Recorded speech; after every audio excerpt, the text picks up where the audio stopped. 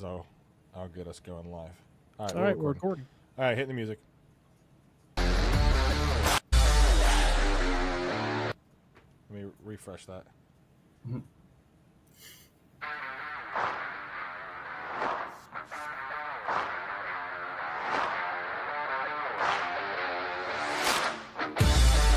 Erie. It's Monday, December 16th. Welcome back to another episode of Flagship City Sports Talk, brought to you by Quick Fill. We got a full house today.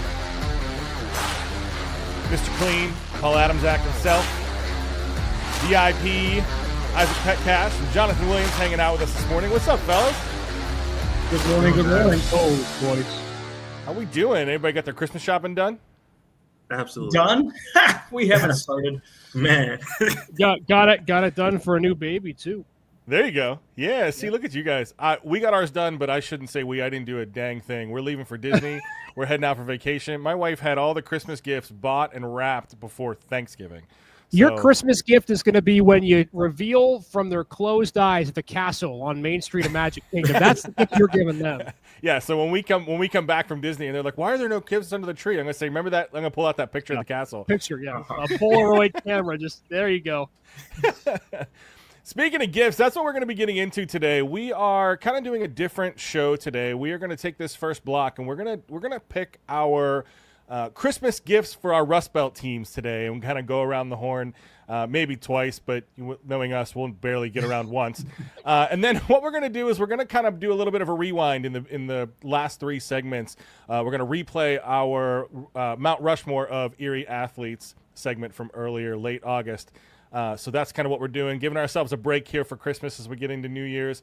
We are off next week as well. No Flagship City Sports Talk on Monday the 23rd because, well, Christmas, and we like to enjoy a work-life balance. So without taking it too much of our time, let's go ahead and jump into the Rust Belt Rundown.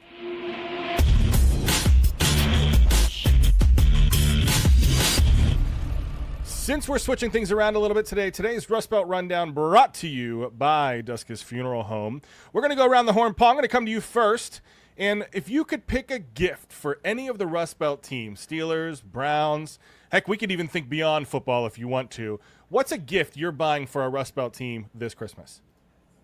All right. I want maybe a different route than you guys, but I think Christmas this year, Santa Claus can skip the new helmets and cleats for the Cleveland Browns, because the best gift he can bring this year is hope. That's right. Hope.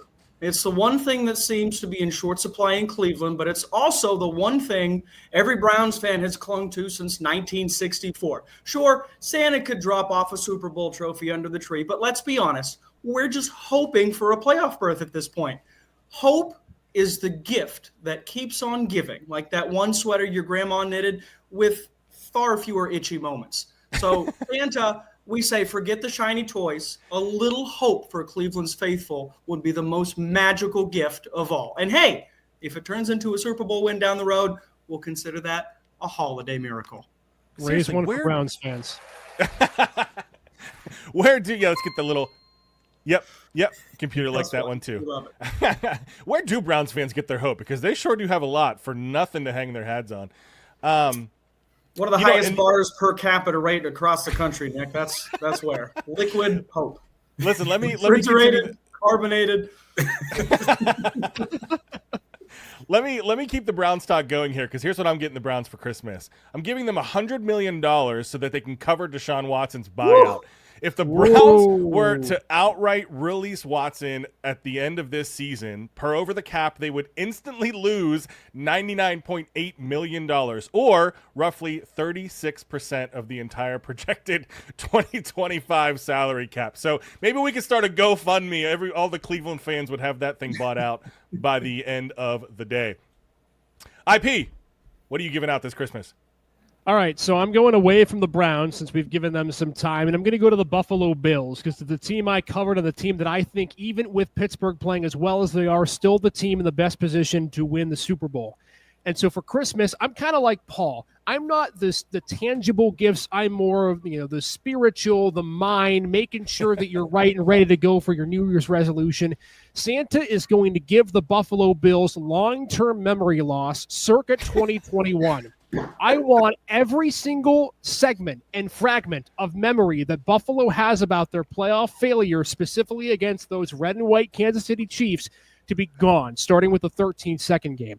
I think so many years they have been in such a good position, winning the division, getting to the divisional round, having a lot of hope and expectation, and then Sean McDermott makes a dumb coaching mistake because he remembers the 13-second game in Arrowhead 3 years ago. I want that to be wiped clean. I want them to go in without a care in the world, and I want them to be as aggressive and over the top as humanly possible. I think if Santa grants them that memory loss, they're going to be a new team, ready to go come playoff time, and I just think they can't think about the past, focus on the now. I want to be in the locker room when Josh Allen walks in after that memory wipe, and I'm picturing like a Men in Black, boop, memory lock. Yeah, the flash. Allen walks in and he goes, "Where's Diggs?" That's what I. Nope, didn't happen. Oh man, J. Will, what are you dishing out this Christmas? I'm a little mad at Isaac because he kind of went the same route that I was going to go with the Bills, Oh. but I got one for the Steelers, and I think their Christmas might have came a little bit early. I got word that Derrick Henry cut his hair, and he cut off his dreads. So my Christmas gift for the Steelers is Samson. Is that with cutting off his hair, he loses all of his special abilities at running back, and Pittsburgh's able to lock up the division championship. I can't. Biblical this Christmas. I love it. I need to fact check that because why would he do that? I mean, Why Well, he would he do did. that He did. mid-season? I don't know. As a dreadhead myself, I cringed. I mean, I wish I had that kind of. Are there pictures of this transformation? I Did, haven't did even he seen did he it. lose a got- bet? he's got Did he braids bet now. that Bama was going to get in over SMU? Was that the bet that he had with some friend that he used to have from the South? I don't know. I don't know. We have to get confirmation on the cutting because he did ditch his dreadlocks, but he ditched them for cornrows. So we need to confirm that hair loss. But either way, don't fix what ain't broken, right? Man, middle of the season is kind of wild for me. And if Derrick Henry doesn't have another 100-yard game all season, you know why. Put the kibosh on him. All right. All right, here's mine. I'm going to the NFL head office because that's where I assume they keep all the trophies before they're given out. And what I'm going to do is I'm going to go to my man Raj. I'm going to knock on Roger Goodell's door and say, "Hey, Raj, we got to talk. Let's chat." All right. I want to gift a Coach of the Year award to Mike Tomlin. Guys, this is Tomlin's 17th season as a head coach in the NFL and has never had a losing season. He's also never won the award. I heard some commentary on this when it's like, the Coach of the Year award is given to a coach that kind of goes beyond the expectations. So by that metric, Tomlin is being pushed aside because it's expected that he be a winning coach. And I say nay. I say that is no, get the coal out of the stocking and give that award to Tomlin. Everyone thought, okay, he was crazy moving. Okay, everyone but Paul thought he was crazy from moving away from Justin Fields Crazy for like a Russell fox. Wilson. And Tomlin was right. He manages injuries along the offensive and defensive line. Now, he's not a strategist, so I think that kind of holds him back in the Coach of the Year awards when you think of the Shanahans and the Daniels and the McVays. But man, is he a motivator. Maybe this is recency bias because I'm going through the Hard Knocks episodes, but the guy deserves at least a mention in the Coach of the Year voting this year. Top 3. Agree. Absolutely. sure. Absolutely. Now, gents, do you mind if I give out one more that I think we can all agree on? Go for it. Is that okay? Something we can all agree on. I'm just Yeah, Paul's- interested in yeah. this list. And that's If it's why coming I from wanna- you, Paul's not going to agree with you. So it's a festive spirit. I want everyone to be happy and jovial and sing Kumbaya by the fire before we get to the Christmas holiday. So I'm also going to the league office because that's where the script is, right? The script of the NFL season. And I'm going to Roger Goodell and I'm saying, Commissioner, I know that you've made this script at the beginning of the season, but revisions are possible. Please for the love of all things, give us a Super Bowl that doesn't involve the Kansas City Chiefs.